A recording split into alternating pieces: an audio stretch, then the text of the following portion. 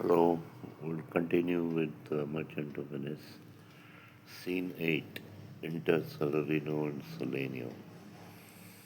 So, Salarino and Solenio are friends of Bassanio and Antonio, and Salarino says to Solenio, "Why, man, I saw Bassanio under sail.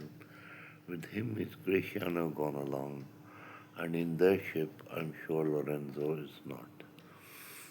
So, uh, Bassanio has set sail for Belmont to woo Portia, the rich heiress, and he's started his voyage.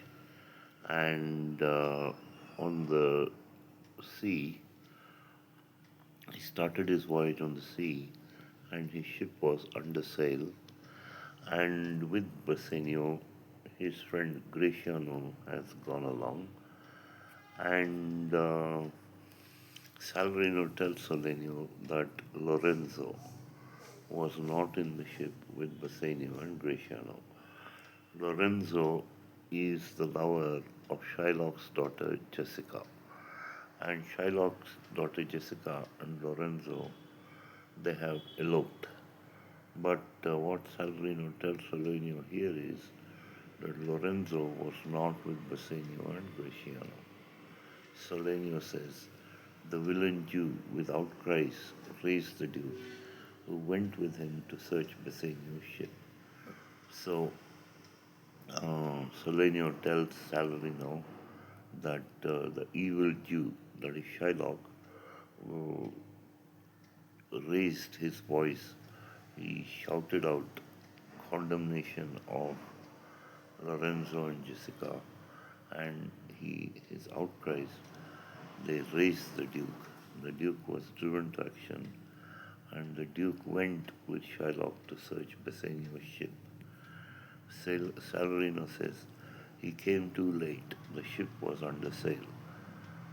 So Salarino tells Solenio that the Duke arrived at the port or the harbor too late because Bassanio's ship was already under sail and they could not catch him because he was halfway across the sea. The ship was under sail.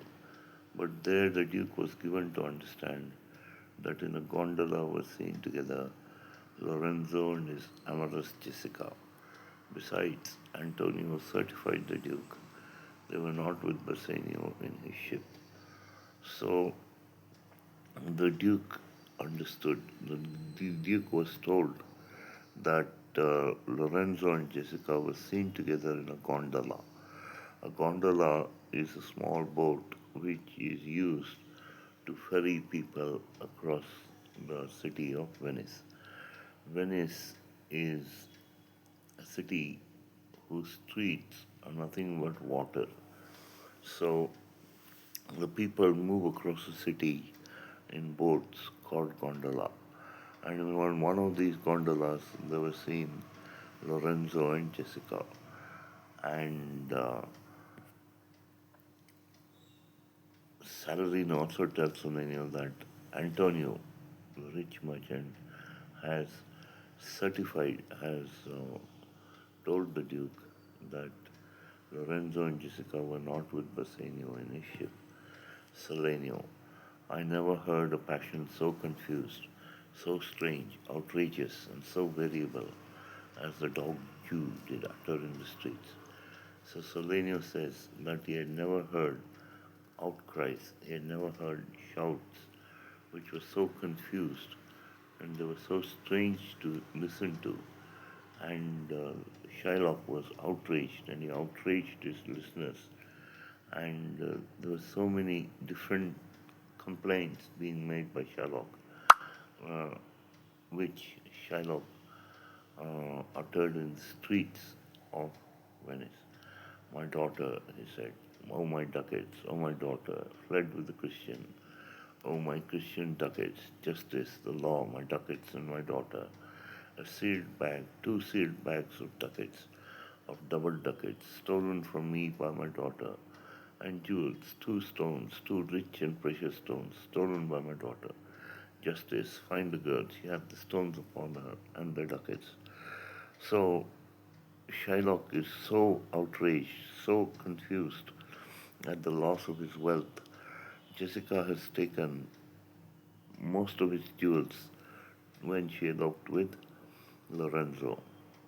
And with the jewels, she had taken some ducats. Ducats are gold coins, which were the currency of Venice. So Shylock is bemoaning, he's complaining about the loss of his wealth, and he also complains about the loss of his daughter who has fled with a Christian.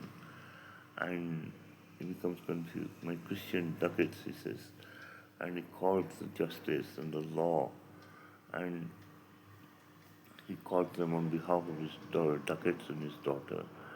And he says that Jessica stolen a sealed bag, two steel bags, sealed bags of ducats, of double ducats, that is, ducats of double the value, gold coins of double the value. And he says that they've been stolen by his daughter, and so have jewels. And he asks the law, the police to find the girl, and he says that she had the stone and the ducats with her.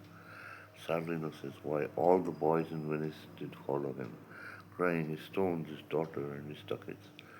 So the boys of Venice, when they see Shylock crying in the streets, raising his voice, flailing his arms, and shouting as though he were mad, all the boys in Venice follow him, and they cried, his stones, his daughter, and his ducats, as if to mock him. Salenio says, let good Antonio look he keep his day, or he shall pay for this. Now Salenio tells Salarino that Antonio had best repay the debt which he has taken from Shylock, or he will pay dearly for this, because in this outraged mood that Shylock is in, he will certainly enforce the forfeiture of the bond, and that is, he'll take a pound of Antonio's flesh, and he'll show no mercy to Antonio because he's lost lots of his wealth, he's lost his daughter, and so Salenio says that Antonio had better meet the due uh, that is due unto Shylock. Salarino, marry, well remembered. I reasoned with the Frenchman yesterday, who told me in the narrow seas that part the French and the English, there miscarried a vessel of our country, richly fraught. I thought upon Antonio when he told me, and wished in silence that it were not his. So, when Salenio mentions Antonio, Salvino says it's well remembered, and Salvino says that he was speaking with the Frenchman the day before, and the Frenchman told him that in the channel, the English channel, the narrow sea that parts the French and the English lands, there was a vessel of Italy, vessel of Venice, which was uh, which carried rich merchandise, and it miscarried. It either split upon a rock or went under and sank. And Salarino says that when he heard this news of the sunken vessel, merchant ship, he thought about Antonio, and he wished in silence that it were not Antonio's. Salenio, you were best to tell Antonio what you hear, and do not suddenly, for it may grieve him. So, uh, Salenio tells Salarino that it is best that he tells Antonio what he's heard about this miscarried, sunken vessel, but he asks him not to do it suddenly because it may hurt Antonio's feelings. And Salvino says, a kinder gentleman treads not the earth. So Salvino says, there's no kinder gentleman on the earth than Antonio. And he says, I saw Bassanio and Antonio part. Bassanio told him he'd make some speed of his return. So uh, Salvino says that he saw Bassanio and Antonio part from each other. Bassanio went to Belmont, and Antonio stayed behind in Venice. And when they parted, when they said goodbye to each other, Bassanio told him that he'd make some haste of his return. Antonio answered, "Do not so stubborn not business for my sake, Bassanio, but stay the very ripening of the time, and for the Jew's bond which he hath of me, let it not enter in your mind of love. Be merry and employ your chiefest thoughts to courtship, and such fair ostents of love as shall conveniently become you there."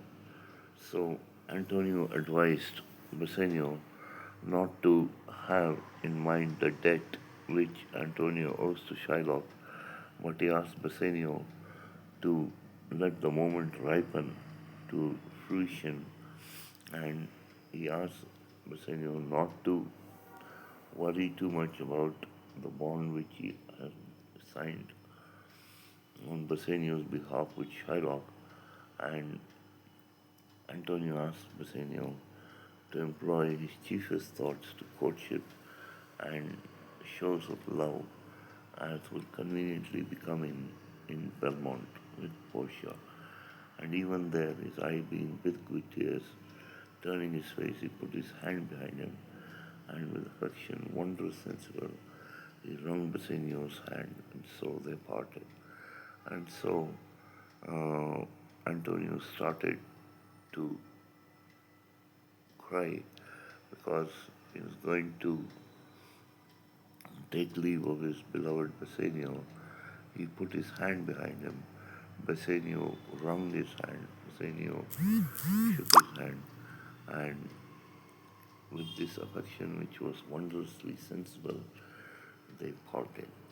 Solenio, I think he only loves the word for him. I pray thee, let us go and find him out, and quicken this embraced heaviness with some delight or other. So, Solenio says that Antonio only loves the word for Bassanio, and he tells Salvino to find, he tells Salvino that they should find Antonio, and Antonio will be heavy at heart, he'll be weighed down with gloomy thoughts, and they should make him a bit happier with some jest or some merriment to make him feel lighter again. And Salvino says, "Do we so?" They exit. So they go to meet Antonio.